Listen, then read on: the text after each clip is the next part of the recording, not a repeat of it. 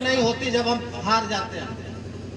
हार तब होती है जब हम लड़ना छोड़ देते हैं। और आप ही लोगों के मोहब्बत के बदौलत और आप ही लोगों के मेहनत के बदौलत आज हिना साहब का मनोबल इतना ऊंचा है कि आगामी लोकसभा चुनाव ये फिर लड़ने जा रही हैं। और हमें आशा ही नहीं, विश्वास है कि पहले से ज्यादा ताकतवर होकर हम लोग फिर एक बार और बुके दे करके आदरणीय हिना साहब का सम्मानित करने का कार्य करेंगे। बहन अनीता जी, मैडम का सम्मान आप करेंगे। मुखिया जी आप मैडम का स्वागत अंग वस्त्र देकर के और बुके देकर के करने का कृपा करें। आदरणीय पमनौली पंचायत की सम्मानित मुखिया बहन अनीता जी मंच पर मंचासीन है और लोकप्रिय नेत्री का वही स्वागत करेंगे। एक बार जोरदार ताली से स्वागत करने का कार्य करेगा। और वार्ड से आपसे निवेदन करेंगे, आप ऊपर आ जाए। निवेदन करेंगे बहन अनीता जी से कि जिला परिषद के सम्मानित पूर्व अध्यक्ष आदरणीय लीलावती गिरी जी का अंग वस्त्र और बुके देकर के सम्मान करेंगे। एक बार जोरदार ताली से आप सभी स्वागत करें। निवेदन करेंगे भाई इकबाल जी से कि मंच पर मंचासीन निवेदन करेंगे, क्योंकि आपका कार्यक्रम है और आपका गरिमा में उपस्थिति आदरणीय हिना साहब के लिए ताकत बनेगा। तो निवेदन करेंगे आप कुर्सी पे बैठ जाएं और कार्यक्रम को चूंकि प्रारंभ करना है। मेहरवा के धरती पे, ये धरती देश रत्न डॉक्टर राजेंद्र प्रसाद, मौलाना मजरुल्लाह साहब, बाबा हरिराम का नगरी है।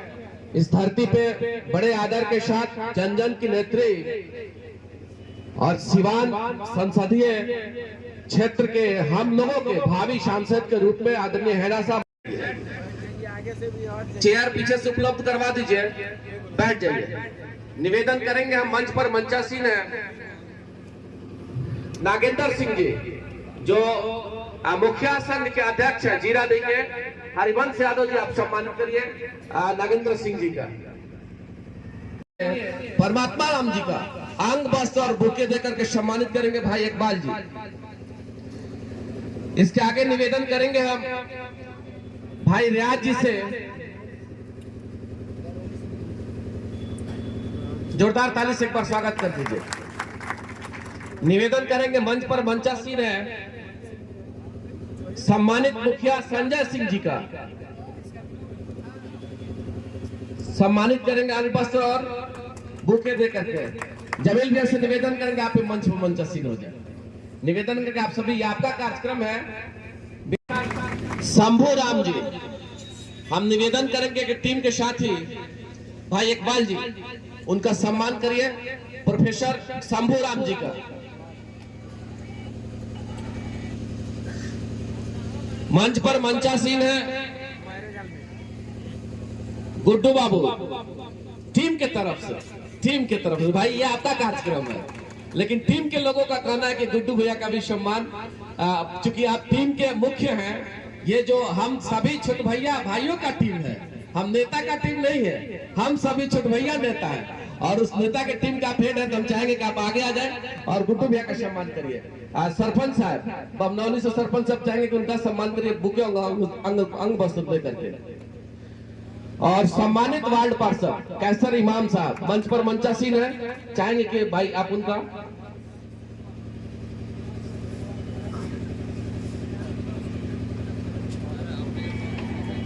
आपका मंच है, मंच आपका है। रियाज भाई, मुन्ना भाई आप ही बैठ जाइए।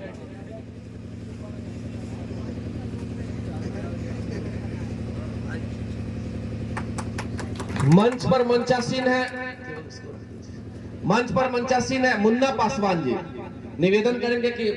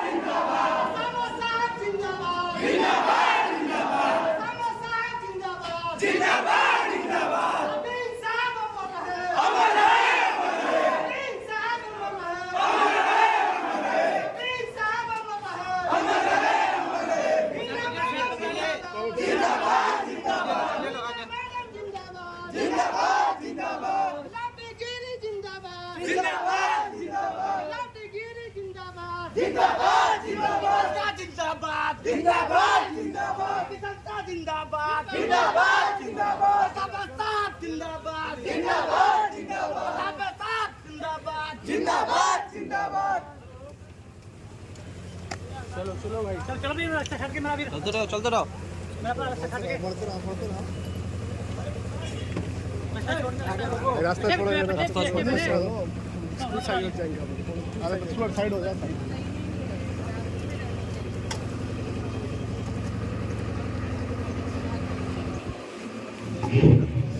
हिना शहर जिंदाबाद हिना शहर जिंदाबाद ओसामा शहर जिंदाबाद ओसामा शहर जिंदाबाद शब्बीर शहर अमर है शब्बीर शहर अमर है शब्बीर शहर अमर है हिना शहर जिंदाबाद हिना शहर जिंदाबाद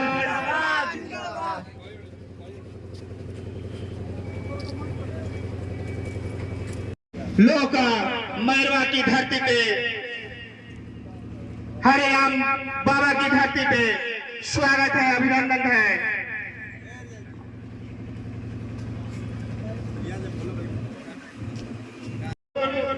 सभी लोगों से गुजारिश है कि कुर्सी खाली है, आप लोग बैठ जाएं और बैठकर हम सब के नेत्री बिहार के नेत्री हिना शाह की आवाज को सुनने की और उनके साथ आए हमारे जिला के सभी सम्मानित जनता और नेतागण ओसामा साहब के और हाँ वे आज 12 बजे का समय निर्धारित था देश रत्न डॉक्टर राजेंद्र प्रसाद की धरती जीरादेई में और 2 बजे का समय निर्धारित था मैरवा बाबा हरिराम के नगरी में। तो आप सभी जैसे देख भी पा रहे हैं कि सभी कार्यकर्ता काफी उत्साहित है और आदरणीय हेना साहब के साथ बाबू ओसामा के साथ पूरा सभी कार्यकर्ताओं का ताकत मजबूती के साथ लगा हुआ है। जीरादेई के इतिहास की बात करें तो डॉक्टर शहाबुद्दीन साहब भी वहीं से अपने राजनीति का शुरुआत किए थे, निर्दलीय चुनाव लड़े थे, मैडम भी पहला का दौरा वहीं से शुरू की है। लोकतंत्र में जनता मालिक है, उसमें भी देश रत्न डॉक्टर राजेंद्र प्रसाद का नगरी है और वहाँ से भी साहब का जो राजनीतिक पारी की जो शुरुआत हुई थी वो राजनीतिक पारी पूरे बिहार में एक ताकत के रूप में स्थापित हुआ। तो ये तो बहुत शुभ संकेत है कि आदरणीय नेत्री हेना साहब जीरादेई के ही धरती से शुरू की है तो वह ताकत बनेगा और वह ताकत बिहार में स्थापित। अच्छा मुखिया जी, बहुत सारे लोग थे जो इस बात का कयास लगा रहे थे कि हिना मैडम अपना पत्ता कब खोलेगी, तो क्या माना जाए आज का जो 2 जगह कार्यक्रम हुआ उसका ये संकेत माना जाए कि हिना मैडम 2024 के लोकसभा का आगाज कर दिए। राजनीतिक जो स्थिरता रहता है कब किधर परिस्थिति कौन सा बदल जाएगा कोई कुछ नहीं जानता है। चूंकि हैना साहब से बार बार हम लोगों ने भी सवाल किया, आप सभी मालिकों का सवाल है, ये सिवान और बिहार के मालिकों का सवाल है सोशल मीडिया से आपके माध्यम से कि हैना साहब पत्ता कब खोलेंगे, कब बताएंगे कि हम कौन सा चुनाव लोकसभा का लड़ेंगे, तो कैसे लड़ेंगे, इंडिपेंडेंट लड़ेंगे कि आरजेडी से लड़ेंगे कि जो है सो आप जेडीयू से लड़ेंगे, कौन सा दल से लड़ेंगे, कैसे लड़ेंगे, ये मालिकों का सवाल है। लेकिन हैना साहब जब भी इनका जवाब हम लोगों ने जानने का प्रयास किया, उनका ये कहना है कि लोकतंत्र में जनता मालिक है। तो सिवान के मालिकों का अगर ताकत, सिवान के मालिकों का मोहब्बत और प्यार अगर इंडिपेंडेंट ही हम लोगों के साथ बनेगा तो हम यहाँ से लोकसभा जीत के जाएंगे। इंतजार करिए, बिहार के सभी सियासत के लोग हैना साहब के साथ संपर्क में हैं और सब लोग प्रयास कर रहे हैं। अपने लोगों से विमर्श के उपरांत 1 से 2 दिन 3 दिन का समय है, देखिएगा निश्चित तौर पर दूध का दूध और पानी का पानी। को लेकर मैडम कुछ नहीं बोल रही है और आरजेडी के बारे में भी कुछ नहीं बोल रही है। वो उनकी शालीनता है और यही तो ताकत है। उन्होंने कभी दल पे बहुत ये विश्वास नहीं किया कि दल के लोग हमको टिकट देंगे तो हम कल सांसद बनेंगे। उनका जो विश्वास है, जिनके पास शक्ति है उनके चरण में उनका विश्वास जुड़ा हुआ है कि सिवान के मालिकों के चरण में ही विश्वास है, सिवान के मालिकों के चरण में ही ताकत है। तो उनके लोगों का अगर साथ उनके साथ खड़ा है तो सिवान का बेहतर भविष्य बनेगा, सिवान एक विकसित सिवान बनेगा। उसी साथ कड़ी में लोग हैं, उनको कंफ्यूजन है, ऐसा ट्रेन है कहाँ जाना है पता नहीं चल रहा है। हाँ बिल्कुल, बहुत आपका जेन्युइन सवाल है कि लोग कंफ्यूज हैं कि होना क्या है करना क्या है। हम भी कह रहे हैं कि थोड़ा सा वक्त की जरूरत है। अब आचार संहिता लगेगा वही बात तो 2024 के बाद आप लोग डिसाइड करेंगे। नहीं, उसमें आचार संहिता की बात नहीं है। आचार संहिता से पहले चूंकि बातें चल रही है कि स्थिति क्या रहेगी, कहाँ जाएंगी, कैसे लड़ेंगी, उसका प्लेटफॉर्म कौन सा रहेगा, बार बार आप लोगों का यही सवाल है। और लोग भी कंफ्यूज है कि क्या होगा, इंडिपेंडेंट या दल। तो एक आध दिन में देखिएगा नदीम बाबू, निश्चित सब कुछ क्लियर हो जाएगा। जो आएगा ऐसा नहीं है कि धीरे धीरे कुछ लेट होते होते कुछ ज्यादा ही लेट हो जाए, उससे कोई फर्क नहीं पड़ता। सिवान के मालिकों पे उनको विश्वास है, तो दल टिकट दे नहीं दे, टिकट का मामला रहे नहीं रहे, सिवान से उनको चुनाव लड़ना है।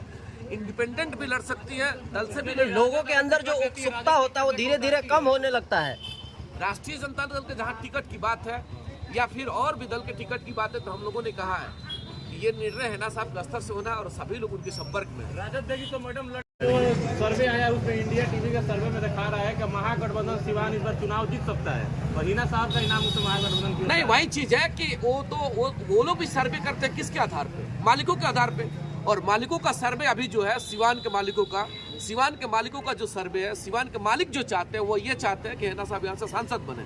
अब सांसद बने तो प्लेटफॉर्म कौन सा रहेगा, दल कौन सा रहेगा या इंडिपेंडेंट रहेगा, ये मालिकों के ऊपर डिपेंड करता है। आने दीजिए वक्त में, आने वाले समय में निश्चित तौर पर दूध का दूध पानी का पानी होगा। सिवान के मालिकों का मोहब्बत अभी आदरणीय हैना साहब के साथ जुड़ा हुआ है और वही मोहब्बत उनको लोकसभा में। आज के कार्यक्रम को लेकर क्या अपील कीजिएगा जो भी साहब समर्थक हैं? सिवान के मालिकों से, नौजवान साथियों से, साहब के सभी साथियों से अपील करना चाहते हैं कि ये लड़ाई आपकी लड़ाई है।